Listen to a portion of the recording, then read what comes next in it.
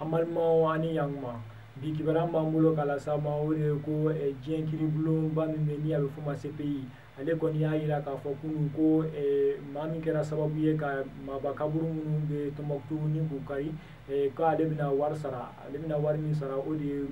sefa wari miliyar kelen ani tilani ko o ma ko fole a yɛrɛ ɲangina kamini salo ka san 9 kaso kɛ ni wari ko ni wari ne kan ka sara ka se ka yɔrɔ minnu kari ko ka u jɔ nka an b'a yira la k'a fɔ kɔni ko ni yɔrɔ ninnu jɔlen don kɔrɔlen ka da kan UNESCO ale tun y'u jɔ ka ban nka wari min bɛna sara a yira la k'a fɔ ko kɔni o bɛna di Tombouctou dugu kɔnɔna ma walasa Tombouctou denw bɛɛ kɔni ka se k'u ta sɔrɔ a la cogoya min na o tɛmɛnen mun ka bɔ yen an b'a yira la fɛnɛ k'a fɔ kɔni ko min ye douanza ye ni tile filanin na kɔni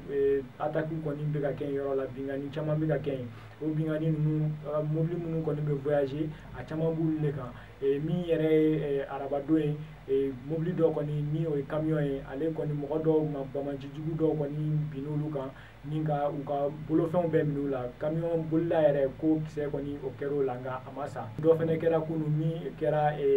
douanza kelen in na nka o tun ye MSF Médecins Sans Frontières ni o ye cakɛbolo wɛrɛ Mali kɔnɔna na minnu bɛ mɔgɔ dɛmɛ kɛnɛya fanfɛla la olu fɛnɛ ka mobili dɔ kɔni ko bamaci ninnu ye o fɛnɛ attaqué ni ka mɔgɔ minnu bɔ a kɔnɔ k'u bolofɛnw bɛɛ min'u la wa ni tun ka kibaruya min tun b'an bolo k'a las'aw ma bi an ni cɛ ka kulomajɔ la